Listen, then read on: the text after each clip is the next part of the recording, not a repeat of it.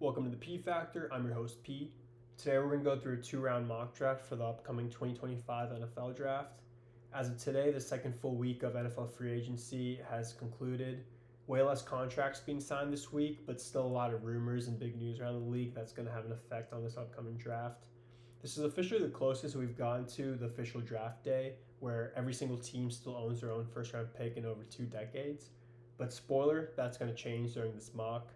Since this mock draft is 2 rounds, I'm not going to dive as deep into teams' offseason moves and roster constructions like last week's video. And that's for the sake of time, but I'll still provide some justification for each pick, and we'll still touch on key points as we go. As always, I appreciate you for tuning in. I'll appreciate you tenfold for hitting the like, comment, subscribe, share, whatever button. I had to redo this whole video when I realized my second video was not screen sharing. So with that being said, I'm still happy to do this. Let's dive right in. And we'll start with the Tennessee Titans. So if you watched my last video, you know I had the Giants trade up here to grab a quarterback. But with the recent news out of Tennessee, they're not looking to trade down. And the Giants obviously made a signing, which we'll talk about at 3. But you're not guaranteed a top 3 spot in a draft, no matter how bad you are. And when you have the number 1 pick, don't have a quarterback for the future, you take the best quarterback in the class, Cam Ward. This gives them a guy they can comfortably roll with going into the next season. And like I said, you take the best quarterback in this situation and worry about the other positions later. Next, we got number 2. So Myles Garrett, obviously, is back in Cleveland. And this is a team that's unfortunately stuck with Deshaun Watson and that horrid contract. And there's just a lot of problems on this team.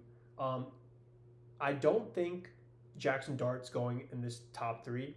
I don't think he's going in this first round. I was always anti Will Levis smoke 2 years ago. I did not think he was going to go in the first round. Ultimately ended up falling. I think it's similar smoke here with Jackson Dart. He's not going to go in the first round. There's one team I think could take him in the first round, which we'll touch on when we get there. But with that being said, like I said, a team that needs a lot of help on both sides of the ball. I thought about this a lot this week. Ultimately, ends up going with Travis Hunter. We don't know what position he's going to play, but whatever position he plays, he's going to be a stud on either side of the ball, maybe both. So there we go, Travis Hunter at 2. Number 3, so they signed Jameis Winston, which is awesome. I actually called this or said they should do this in a previous video. As a bridge quarterback, but I don't think this stops them from taking a quarterback. I think this gives them more freedom to not have to throw their rookie quarterback into the fire come week 1 if he's not ready. And what they do here is they still get their guy without having to trade up in Shedeur Sanders. I think this is great for him. You have your quarterback with with a lot of experience for the year, former number 1 overall pick, and now you have Shedeur, who, give him some time, could be something for the Giants. And at 4, we have the Patriots.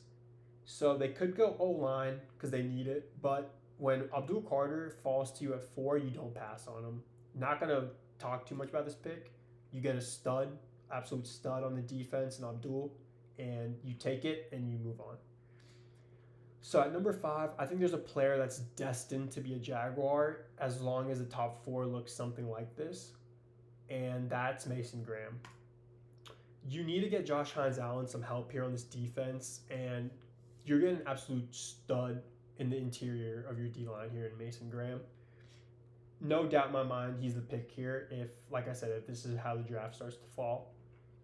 Next, we got the Las Vegas Raiders, and I entertained Ted McMillan here because right now all Geno's really got is Jacoby Myers and Brock Bowers, but what Geno also doesn't have is a viable running back 1 for the NFL. And I think they end up taking a generational guy here in Genty, Boise State. We all know what he did last year, and if you don't, sorry, you're living under a rock. This guy was in Heisman conversation, was just, if he didn't score 2 or 3 touchdowns in a game, it was a disappointing game. It's crazy. But this gives Pete Carroll a Marshawn Lynch kind of guy. And, just take Genty and move on here. So I've seen this is where I get mad about Jackson Dart, man. I've been seeing him mock to the Jets. Like I think that would be a horrible decision for the franchise. You gave Justin Fields a 2-year deal. Focus on winning with him now. You give him a 2-year, not just a 2-year like $10 million deal. You're getting him $20 million a year. He's your guy. So like I said, focus on winning now. He's a rushing quarterback. Get that O line fixed up. Bring in some help. Make sure it's a fortress of an O line for him. And with that being said, Will Campbell. So you have two tackles in this class who I think are 1A, 1B. Will Campbell out of LSU, Membu out of Missouri. And Will Campbell's honestly been the number one guy for like the last few months as a prospect here for tackle. And ultimately, I think he is the tackle that ends up going first over Membu, who's been getting a lot more traction lately. And then now we got my boys, the Carolina Panthers. So there's only two picks here that make sense if the draft falls like this, and that is Tet McMillan, because you're giving Bryce Young a true, maybe a potentially true wide receiver one, a weapon for the future. And I'm not going to have him take Tet McMillan. And here's why. Bryce Young still balled last year when he got his confidence with a wide receiver room of Xavier Legette, Jalen Coker, Adam Thielen, David Moore, and JT Sanders at tight end. And three of those guys, Excel, Coker, JT, were rookies.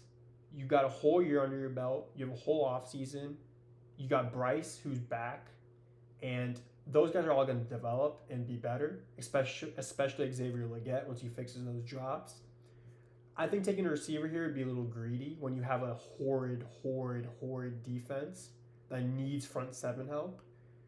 I think they focus on receiver next year when Thielen's contract expires, and you end up taking Jalen Walker, who I will be preaching here at 8 throughout this whole offseason leading up to the draft process, unless he commits a felony or something happens. But Jalen Walker is the guy here at 8.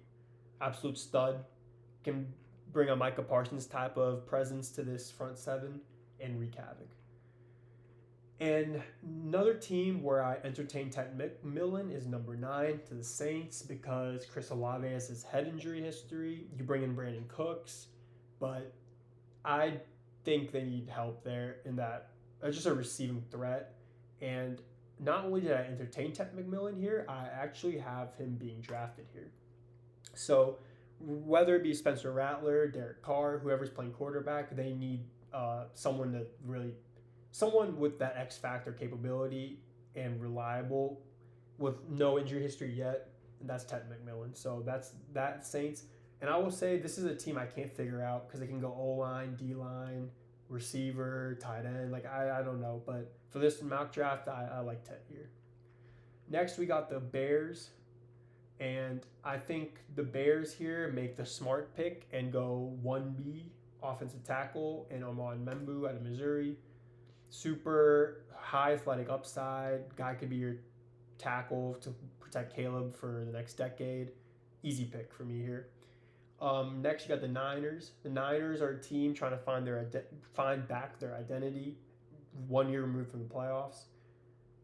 This is a defense that lost a lot of guys. Dre Kinlaw, Chardaris Ward, just so many guys. But again, we're not going to go into all the offseason moves for these teams and losses. But I think what they end up doing here is getting best available defensive player. I think they could go O-line, but ultimately they go Will Johnson. You got the best corner prospect in this draft, lockdown. And that secondary definitely needs some help. And I think that's going to be an anchor for them in that secondary.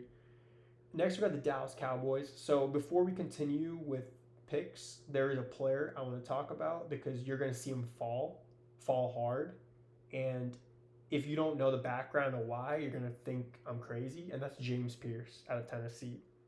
So reports came out this week out of Tennessee from coaches, not from some beat reporter, but from coaches at Tennessee, that this guy is a locker room cancer. They even went to say that they couldn't wait till he graduated so they didn't have to deal with him. And that's concerning.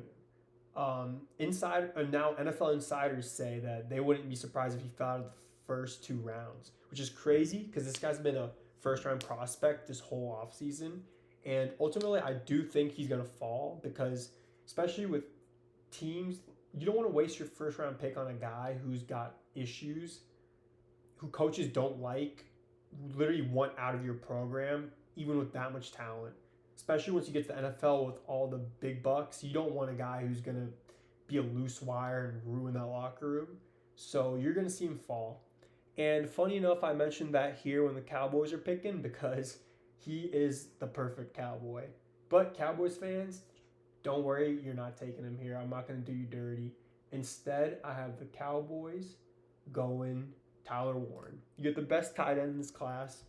This team needs to evolve from just having a one way attack of just Dak throwing to CD. You're not instilling any fear in opposing defenses when they know where the ball is going. Your run game arguably downgraded, losing Rico Dowdle. Javonte was a solid signing for a year. You have Miles Sanders as your RB2. I don't think there's much fear being instilled through that run game, though, and you lost Brandon Cooks. Jake Ferguson is a good tight end, but he's on the last year of his contract. He's no Tyler Warren. This gives you a 2 tight end set, and then you can move on from Ferguson if you'd like after this year. Great pick here for the Cowboys, though. After an offseason of getting a lot of hate, but number 13, I think the Dolphins here could go O-line, which would be a really smart pick, or D-line, which I also think would be a really smart pick. And ultimately, I think they end up banking on some real athletic, scary upside in Shamar Stewart. This is an edge after the combine. It has been really climbing up boards over a lot of some of these other edges because of his frame and what he can do. He doesn't really have the stats from college to back up the first round pedigree, but he has the frame. And I think you bank on that. If you're going to take an edge after Abdul Carter, all these guys are kind of athletic freaks this year in the edges that are supposed to go in the first round, early second round range. And I think you go with the guy who has the highest upside in Shamar Stewart.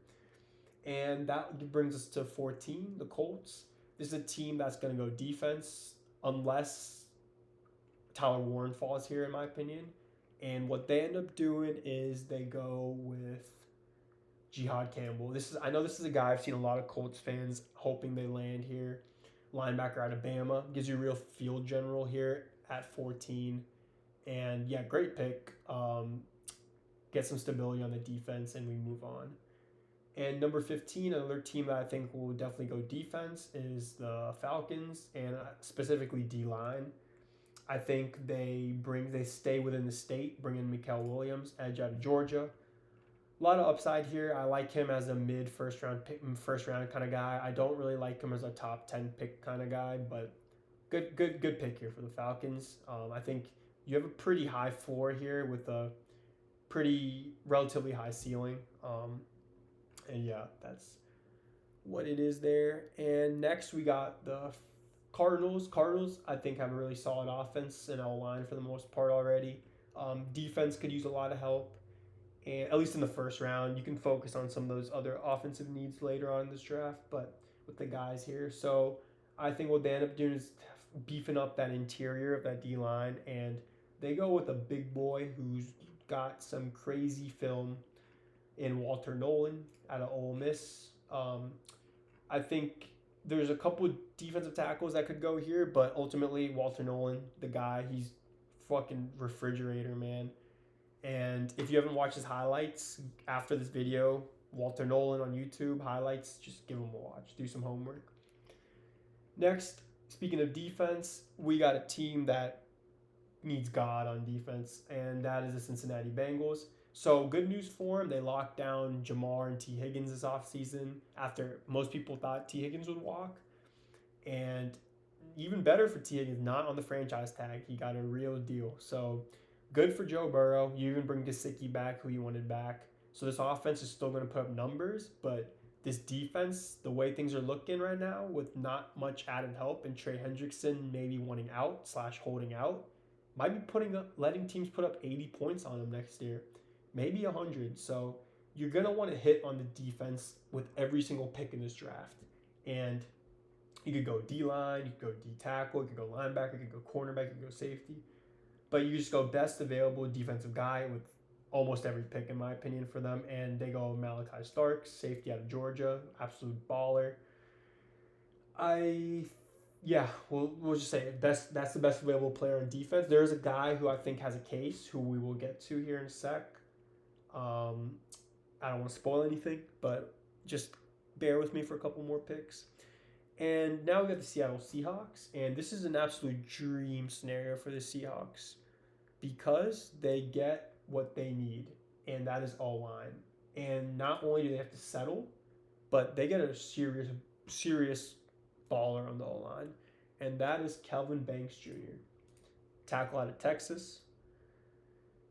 This is a guy who could go to the Dolphins, could go to the Niners, could go anywhere up here. But I think with how defense heavy these teams just went, he'll be there at 18 in this, at least in this scenario, and they would be fools to pass up on him. Kelvin Banks. They need help. They need help on that O line. You're getting the best available O lineman, just easy enough.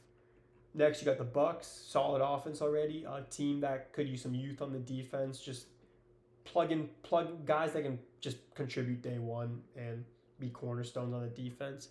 And that guy for them here is gonna be Jahdae Barron, lockdown corner out of Texas. He's the guy here.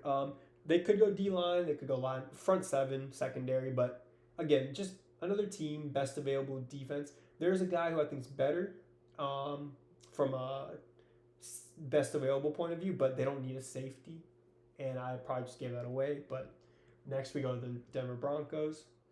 So the Broncos, I'm pretty set on them going running back, and that's because they lost their running back one this offseason. They have a top 5 offensive line. They didn't bring anyone in who could be an RB1, and you want to capitalize on that O-line and bring in a lethal run game to open things up for Bo Nix. And with that being said, they go with Omarion Hampton, running back out of North Carolina. Home run pick here for the Broncos. I would be very happy for if he was taken here. And my God, if you play Dynasty Fantasy Football, Omarion Hampton and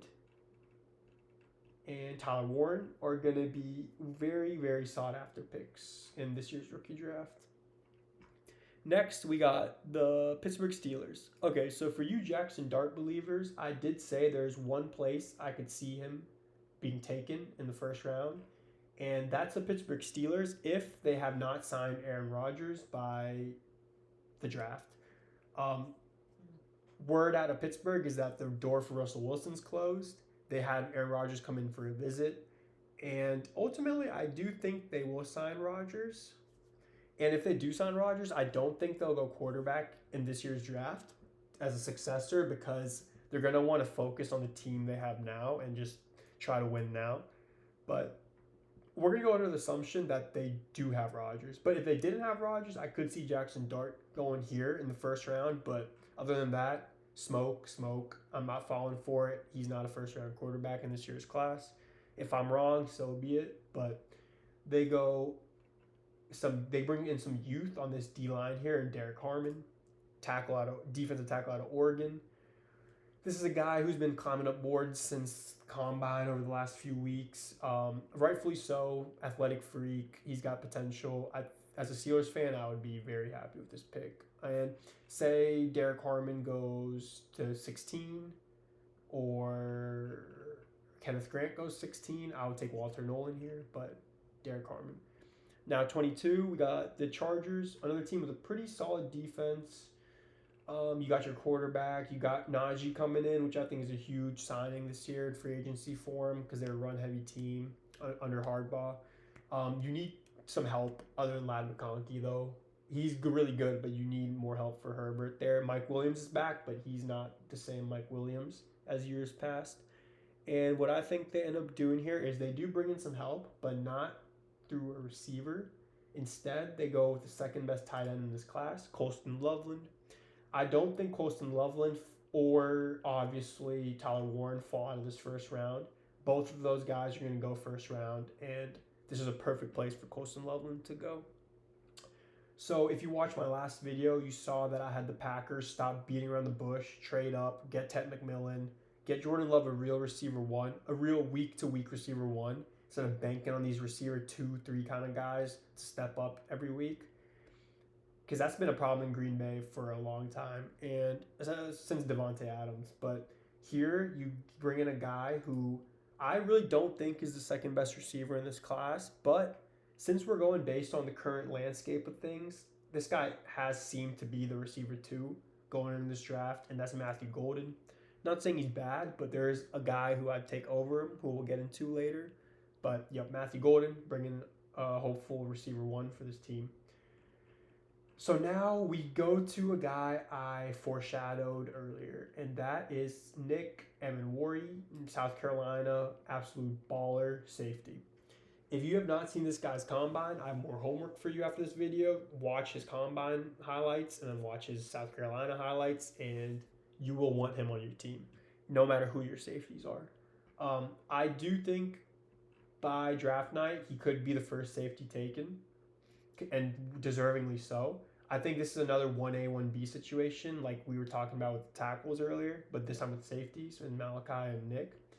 And as a Vikings fan, I would be absolutely ecstatic getting him here at 24. This is a home run pick for sure.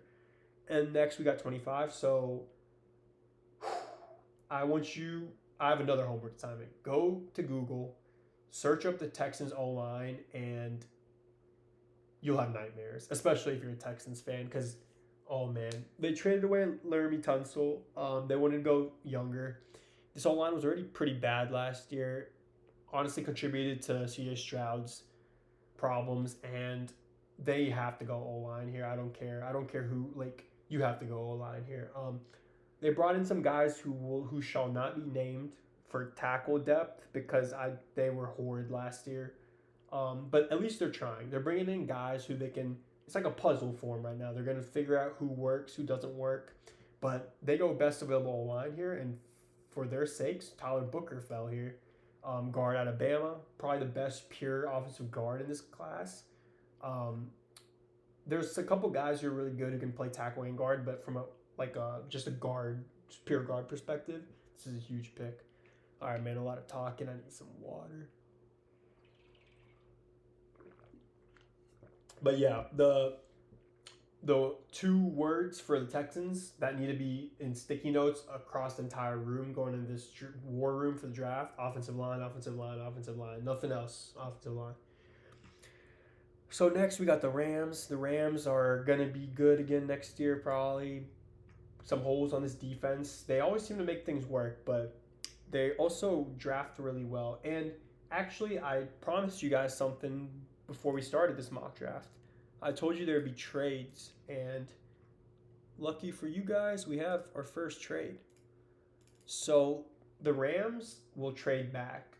This is a front office that knows what they're doing all the time ever since McVay's been there, and I think wherever they pick, they're going to pick someone good. So I think they're comfortable trading back, and a team trades up here, and that team is the New England Patriots. So the New England Patriots give up their second-round pick, 38, and one of their third-round picks. Their later third-round pick, 77, for the Rams, 26, their first-round pick, and one of their fifth-round picks in 195. And typically in this range, when teams trade up from the second to the first, they give up a first and a fourth. But in this case, they let the Pats leverage one of their thirds and get a fifth in return. And for the sake, sometimes this platform doesn't let trades get pushed through. They get greedy, but for the sake of pushing it through, we're going to throw in New England's 2026 first. Obviously, they're not. This would be a horrible trade in real life, but for the sake of getting this trade pushed through, just ignore the first. We have a second and a third for a first and a fifth, and we confirm that. So the Patriots have done Drake May no favors this offseason and getting him some help at the receiver position. There's been rumors. I think he already had his visit, but Stephon Diggs was in New England. And I don't care. You give him a deal, he's a Patriot. He's going to help, but he's not going to help a lot. Coming off that ACL injury, not being what he was in Buffalo for those couple years. And you need to bring in a younger guy here who can contribute. And I think they take the real second best receiver in this class in Emeka Egbuka at Ohio State. It's worth trading up for because there's teams in this 27 through 37 range who could realistically take a receiver, and you don't want to get stuck holding someone you don't want or forcing a receiver you don't want. And like I said, you got to get your quarterback some help in Drake May. So here we have Egbuka. The next we got the Ravens, and the Ravens are gonna end up going O-line here in Josh Simmons. Great tackle prospect, and there's a couple teams here that could use O-line, and the Ravens are definitely one of them. I think they end up passing on Siobhan Revel here, cornerback out of ECU. Guy's got great frame to be a lockdown corner, but he's coming off a pretty serious knee injury last year, which I think he'll be fine come NFL time, but I think that will cause him to fall a couple picks. Someone will roll the dice on him, and hopefully he has a great career and he balls out. But for this pick, we'll go safer here. Josh Simmons, tackle out of Baltimore for Baltimore. And the next we got the lines. The lines really need to find a running mate here for Aiden Hutchinson on the D line. And I think with that being said, there's some really good options here. And what they end up doing is they go with Donovan Ezeraku out of Boston College. This guy's got some serious potential here. And another guy whose highlights I recommend you go watch after this video if you haven't. I think this could be a real good pairing for Hutchinson here. And like I said, I was not lying about trades. We're going to have another trade here. I think the Commanders are a team who can afford to trade back. They already have a pretty solid roster, and I think they could trade back, add some draft capital, and still be fine and grab some guys that they need to fill some needs. But with that being said, I have them drafting or trading back here with who you may ask, and that will be the Niners. So we have the Niners trading up with Washington, and I'll explain why in a second. But here I have the Niners giving up their second and one of their fourths. These guys have, I think, no, they have two fourths. And so they give up one of their fourths for this first round pick right here. And again, we're going to throw in this first just to push the trade through. Ignore that. So second and a fourth for the end of the first right here. And what the Niners end up doing is, like I said, they're going to fill some holes. Obviously, they have some holes on defense, but they also have some holes on the O-line, especially at the tackle position. And there are teams here who no doubt want to go O-line, and they jump those teams and grab the guy they want with some serious upside here in Josh Connerly Jr. out of Oregon, athletic tackle who can make a difference season one for this offense. And yeah, so the Niners end up leaving this first round with Will Johnson and Josh Connerly, solid. Pats, 2 picks. Abdul Carter, stud. Emeka Egbuka, probably stud. Offense, defense for both these teams, huge. And the next we got Buffalo. Buffalo ultimately goes defense, in my opinion. They could go linebacker, D-line, corner. I think they ultimately end up going Siobhan Revel, so he did barely fall. Like I said, hopefully he stays healthy. Kid's a baller, and he's got the frame. He's got the athletic toolkit to be a really good corner. And now you got the Kansas City Chiefs. Like I said, there's a couple teams I think could go O-line here, and Kansas City Chiefs being one of them. And what I have them doing here is going Gray Zabel, North Dakota State. Pretty versatile guard who's got some serious potential for them to help protect Mahomes. Hopefully get back to their Super Bowl winning ways next year. And then we got the Philadelphia Eagles, the team that beat the Kansas City Chiefs. So these guys have lost some key contributors in that front seven, which after a Super Bowl run, obviously teams that win the Super Bowl tend to lose guys, get their go get their bags. So I think what they do is they kind of retool in that front seven with some upside, and they go Mike Green. I'm not a big Mike Green fan, especially I hate seeing him mocked in the top 15 because I just think that's not a good call. He's got some off the field concerns. He's got that small school stigma. But honestly, if you're the Eagles here, I think you can take that gamble. I don't mind him going here at 32. And like I said, guys, I was not lying. James Pierce is gonna fall. And now we go to the second round. So here in the second round, we got the Browns picking first. And the Browns ended up going Travis Hunter in the first round, obviously. And with their pick here, they end up going Kenneth Grant. So they passed up on some D-line help with Abdul Carter in the front seven there in the first round, but you get a beast here for the inside in Kenneth Grant. This is a guy who could go first round over one of these DTs or some of these guys, but I think he doesn't really make it past this 40 range in the second round, if anything.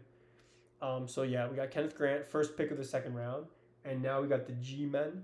So the G-Men, their defense is honestly pretty solid for the most part. Their offense needs a lot of work, and they brought in Shador in the first round. They have Jameis. I think they need some O-line help for sure, and there's a tackle here who I think would be a great pick for him, and that's Ariante Ursary out of Minnesota. This guy's got a lot of flexibility on that offensive line, really versatile, really athletic. I think this is a great pick for the G-Men. Pretty solid start to the draft for him, at least to rebuild this offense. So now you got the Titans. You got your quarterback in the first round, but who's this guy going to throw to? Calvin Ridley. He disappears sometimes. He's a good player, but you could use some more help. And if you bring in a quarterback to a team that was the worst in the NFL last year, at least from a record point of view, you don't want to throw him into a fire. You want to have some support for him. So with that being said, I think they go Luther Burden here. This was a guy who was going top 15, top 10 even in a lot of mocks before the college football season ended. Honestly, a pretty disappointing year for him compared to what it should have been. But he's still got the potential, and I still think he's a fine pick here for him. Especially because I think this receiver class is kind of weak, at least in comparison to last year, and you want to grab one of these better guys before it really starts taking a dip. So the Jags, they got a stud in the first round, obviously, and I think they continue with the defense.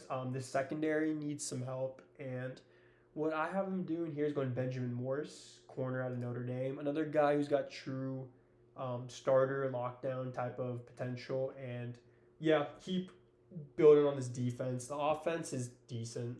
They got pieces. They just got to figure some things out there, get T-Law back on track, but good pick there. And now we got the Raiders. So you bring in Genty, and you're gonna want an O-line to get this run game going, protect Geno. Obviously, I don't think you force a receiver here. I don't think you could go defense here, but they made some underrated moves this year, re-signing Max Crosby or extending him instead of trading him, bringing in Jeremy Chin, a couple things here and there. But I think ultimately they go O-line for whatever they plan on doing this year. And with that being said, I have him going with Jonah I'm going to mispronounce his name, so Jonah, bro, if you watch this video, I'm sorry. I was trying, but Jonah Savanaya out of Arizona. This guy's a beast, super athletic, can play, I think, guard and tackle on the O-line, but ultimately they can figure out what they want to do there. But this guy brings in a lot of flexibility here on the O-line and would be a huge boost for him, especially to get Genty some room to run the ball and do his thing. And now we got a team that traded back, and they're gonna focus on the defense still. And they had an absolute stud of a pick last year out of FSU and Jared Verse. And they bring in another FSU alumni and Azareye'h Thomas, cornerback out of FSU, like I said. Guy has a seriously high ceiling. Athletic freak, crazy, pretty good combine, and I think this could be a home run hit for the Rams.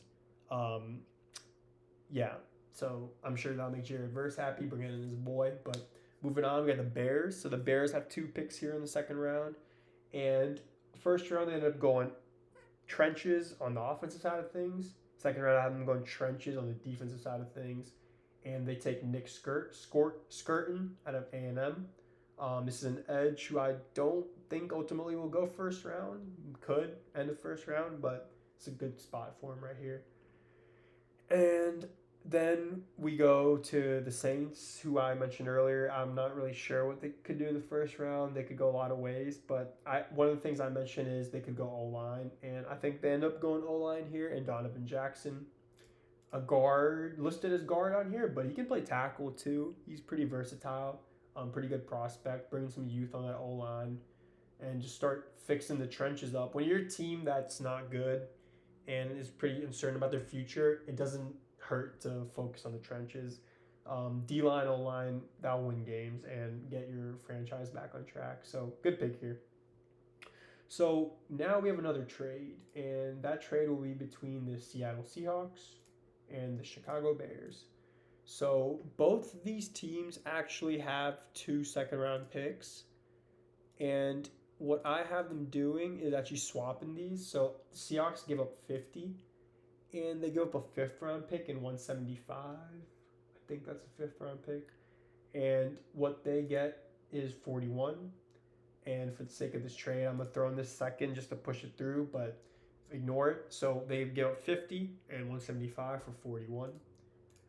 And trade's been accepted. So the Seahawks got Darnold this offseason, and I think Darnold still has that stigma to him of kind of being a bust for a while. And I don't know if you want to put all your chips on the table with Darnold being your guy. So you bring in O-line in the first round. I think what they do here is actually take Jackson Dart. So I think this is a respectable spot for Jackson Dart to go somewhere in the second round. You can sit him for a year and maybe even longer if Darnold's balling, and then figure it out. But this is some insurance. Maybe Darnold doesn't work out, and you have a guy who can come in, kind of like the Kirk Cousins situation in Atlanta last year. You had Penix come in at the end of the year, looked pretty good. So I think this is a solid spot for Dart to go. And then next you have the Jets, and let's see what I had. So the Jets went offensive line in the first round, and they stick to the offense, and they really, really desperately need a tight end, and they go Harold Fannin. This is a guy who's got a lot of hype right now out of Bowling Green. Really good receiving tight end. I think could make a difference there in their offense, and yeah, I think he'll ultimately end up going second round somewhere. I would be surprised to see him fall in the third round, but I think it's a good spot for him. So you had the Commanders, a team who I said could afford to trade back and fill in some holes as they do so. And I think what they end up going here is Xavier Watts. This guy is out of Notre Dame, safety, got a lot of potential again. And yeah, this is, like I said, this is a guy who could probably contribute day one. They lost Jeremy Chin this offseason, and ends up honestly being pretty good trade for the Commies if they if they use their other draft capital wisely, but can't complain here. And next you got Dallas. So Dallas went tight end in the first round. I think they continue to bolster up this offense. They could go edge here. I originally had them taking James Pierce here because it's just too perfect for the Cowboys to take a guy with character issues. But I'm going to keep that fall going, and I kind of feel bad for Cowboys fans. So what I have them actually doing is going running back in Travion Henderson, Ohio State. So it's going to be interesting to see which one of these Ohio State running backs goes first, in Henderson and Judkins. Henderson, I think, was more of the RB1 last year, but both guys were very, very good. Good combines. Both have very good NFL upside. And ultimately, I think Henderson ends up going here. He's got a little more of some injury concern, but he's got true receiving capabilities, true 3-down running back capabilities. And now you have a running back room that's interesting with Travion, Javonte, and Miles Sanders. And I think you could do some stuff there and actually start getting this offense rolling again next year. So next we got the Indianapolis Colts. And I have them taking a position of need here, and that's tight end. And who are they going to take? If I can ever find them on here. Sorry, bear with me. Mason Taylor, LSU. I think this is going to be the fourth. Maybe he could go over Fannin, but one of these guys is going to go in the second round. I think this is a good spot for a tight end to go. They missed out on Tyler Warren here, and I think it was too early to take Loveland. So they still get their tight end here in Mason Taylor and fill in a big position of need, like I said. And then next we move on to the Atlanta Falcons.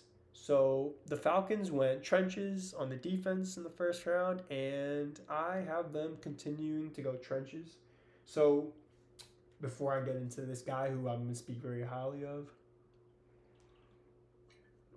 this is a player who was projected first round before the combine, and a few weeks before the combine, it kind of fell into the mix of combine hype, but I think still very, very deservingly so, should go in the second round in TJ Sanders, defensive tackle out of South Carolina. So the Falcons add another SEC stud in the front seven. This guy's going to wreak havoc, and as a Panthers fan, the thought of Mikael Williams and TJ Sanders on the same defensive line is scary. And hopefully our O-line gets the job done against these guys, but this is a home run pick right here for the Falcons, who are having a great draft so far in this mock draft. So you have the Cardinals now, who went defense in the first round, and now what they do is they get Marvin Harrison some help to get attention off him and bring in a true receiver too, or a potential true receiver too, in Trey Harris. If this guy pans out, you have a really scary receiving core of Trey Harris, Marvin Harrison, and Trey McBride at tight end. I think Hollywood was walked this offseason. I could be wrong, but I'm almost certain. And Greg Dortch isn't going to cut it as your receiver 2, but I think he's a great receiver 3. He's had some productive games in the last 2 years. But yeah, you go Trey Harris here. Greg Dortch and Marvin are kind of smaller, speedier guys, while Trey Harris is a bigger frame receiver, which I think that's what they need. That's why I end up ultimately taking Trey Harris here. He's, I believe, 6'3", and yeah, bring some size up in that receiving room. Now you got the Dolphins, who I had skipping out on O-line in the first round, but here I have them actually going O-line. And all right, at this point, I'm going to search guys up because I'm taking guys who may not be ranked as high. Oh, wait, he's right here, Wyatt Millam. This guy is a beast. He's got a lot of versatility on that O-line, and I think could be a good cornerstone piece as they continue to build that O-line, get Tua some protection, keep him out of the medical tent, and yeah, get that offense rolling again. So, like I said, defense for the Bengals. They go best available there, and they're going to skip on James Pierce. He's going to continue to fall. But what they do is they take a guy who's been rising in Jack Sawyer, Ohio State edge. And unlike James Pierce, this is a guy who is spoken very highly of as a leader in the locker room, which they need, especially if Trey Hendrickson's out. This guy could be that Trey Hendrickson replacement, or best case scenario for him, running mate on that D-line. But Jack Sawyer really got some potential here to help get that defense, right the ship on defense, and bring in a leader on that defense. But now we got the Bears, who traded back, and with their other second round pick, they went Nick Scorton. So they went O-line, D-line, smart picks, and now they have some fun here. And what they end up doing, taking Caleb Johnson, Iowa running back, top 3 running back prospect in this draft. And you have DeAndre Swift, who's good-ish. Had a good year. I'll be fair, he had a good year last year. Good receiving back, got some speed. But Caleb Johnson gives you true inside the like just gives you a good power back and someone who could be a more reliable running back for the future under that Ben Johnson offense. And we know Ben Johnson's offense had two capable running back ones in Gibbs and Demont the last 2 years. So yeah, you're gonna follow that trend, bringing two running back ones or 1-2s, like you know what I mean. Just a good two-headed monster for that offense. So Caleb Johnson. Next, we got the Broncos, who went running back, and I think their defense is pretty solid for the most part. They could focus on defense later, but let's keep continuing to have fun for Bo Nix and bring in a receiver. So you have Cortland Sutton, he's on a contract year, and you know he's that big frame guy, right? But what they need is a speedster, a real outside threat for Bo Nix. And what they do is for that is bring in Alec Ayomanor out of Stanford. This guy's got exactly what I just said. He's a smaller guy, but he's got the speed. He can burn some guys, be that outside threat. And yeah, they go receiver here. And now, you know, you got Bo Nix with Cortland Sutton. Hopefully, Ayomanor pans out, and Evan Ingram, and a run game, and Omarion Hampton. That's a scary, scary team. So next we got Seahawks, and I know they went O-line in the first round, but with it being their biggest position in need, especially because they got Cooper Kupp in, they have their receivers. I think they could definitely go secondary, but I think they end up continuing to work on the O-line here. And what they do is, instead of tackle here, they bring in Tate Rutledge out of Georgia, guard. Super good prospect here, especially in the second round. He's battle tested, going through the SEC gauntlet as a guard, and I think he could be a contributor for sure for this Seattle offense. And as a Seahawks fan, I know they're not the most exciting picks, but you need this, and it'll pay off. So O-line. Next, you got the Tampa Bay Bucks, and again, another team, like I said, continues to patch some holes in the defense.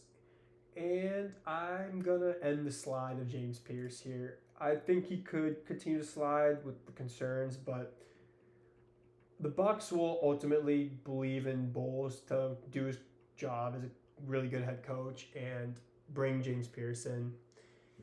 This guy just he was a first round talent.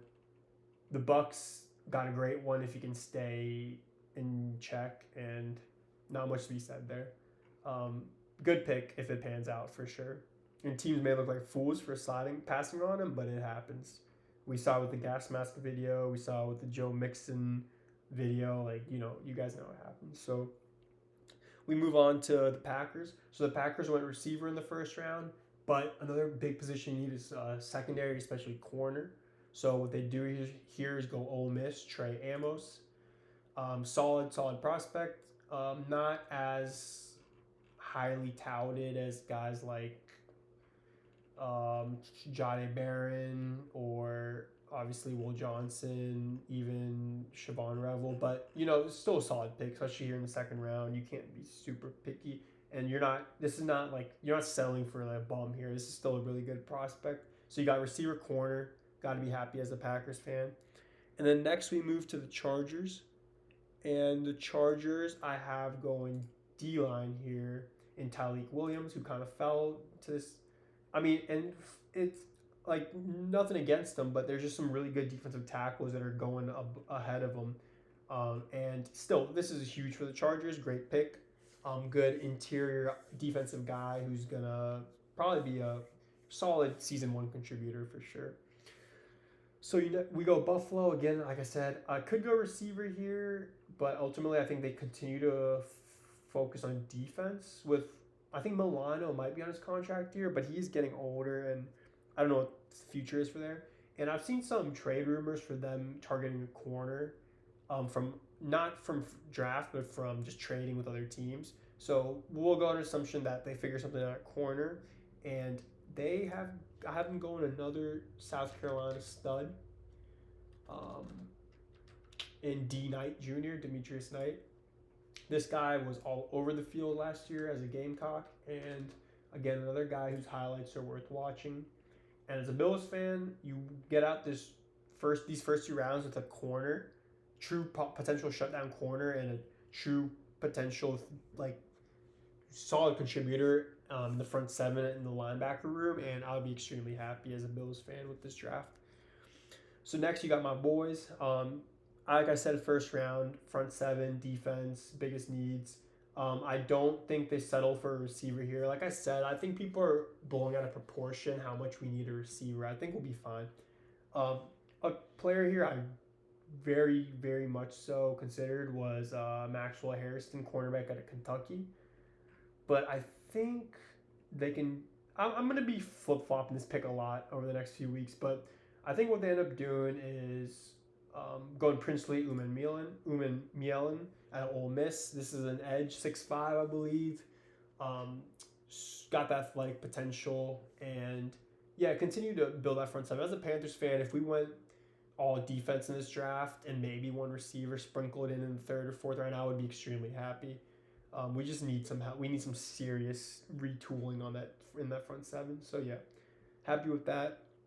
And the Texans here go D-line as well. So they went O-line in the first round, and I don't think they need to go O-line again here, just because they brought in some guys and they could focus on O-line again. They have a lot of tackles now on the depth chart. They might not be good, but they have them. And what I have them doing here is, if I can find them, Alfred Collins, defensive tackle out of Texas. Another guy, serious potential, and could help this Texans defense, or at least the front set, the inside of their defensive line could use some work, and I think this could be a contributor for sure. So then next we got the Ravens, who went offensive line in the first round of this mock, and they could have gone corner, but again, they passed up on Siobhan Revel. And here they go with the guy who I just mentioned for the Panthers, Maxwell Harrison. Kentucky corner. He's definitely undersized, but he's speedy. They have their number one corner in Marlon Humphrey, so it's not like he's going to be asked to be their number one corner. They potentially already have their number two, but this is a guy who could step into that number two spot and at least be at their number three corner, and I'd be happy with that pick here. So next we have the lines. Lines go defensive or go edge in the first round, and here I have them going receiver actually. So you have obviously Amon-Ra in the slot. You have J-Mo, who had a pretty good year. Tim Patrick, they re-signed him. Honestly, pretty good, respectable year for a vet. Laporta, but just let's go off some more weapons. I think there's a guy here who would make a lot of sense for him, and that's Jaden Higgins. Jaden Higgins is another bigger receiver, kind of similar to what we were talking here with Trey Harris. And this guy, I'm not going to play slot, so it gives you a nice threat on the outside, a bigger guy, like I said. And yeah, continue to add some weapons to that offense. I think J-Mo is also on a contract year, and the way receivers have been getting paid this lately, I could see him getting a bag from another team if he balls out again. So there's just some insurance here. And next, we go to the Commies, who go defense and edge, Landon Jackson out of Arkansas.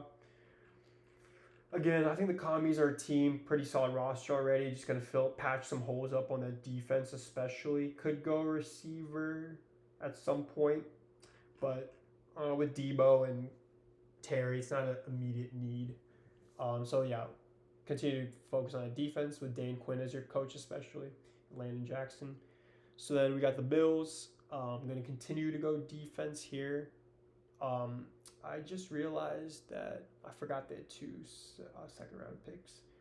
But I'm going to have to audible here because in my original mock draft, I was scheming up for this video. I had them taking Carson Schwessinger out of UCLA, but they're not going to take two linebackers. So honestly, they already went defense twice, and they could go O-line, but why? For the sake, let's give Josh Allen another weapon here, and that weapon will be in the form of a receiver, and we'll do Jalen Royals out of Utah State. This guy's got some potential. They got I know Bills fans are mostly happy with their wide receiver situation. But I think they could obviously. You lost Matt Collins. Let's bring him in we'll replace him with Jalen Royal. See what he can do. And yeah, we'll go with that for the Bills as an audible. And the Chiefs, they went trenches in the first round on the offense. Now they'll go trenches on the defense. And JT Toimalu at Ohio State, edge. Another guy was running mates with our boy over here in Jack Sawyer. But yeah, solid pick here for the Chiefs. And then we got the Eagles last, and they're going to flip flop. Actually, no, both of these teams went offensive line in the first round. They're both going to go defensive line in the sorry. The Chiefs went O line, D line. The Eagles are going to go D line, O line. So you got Lane Johnson getting kind of old there, and you take Cam Williams here, tackle out of Texas. Solid youth there at the tackle position.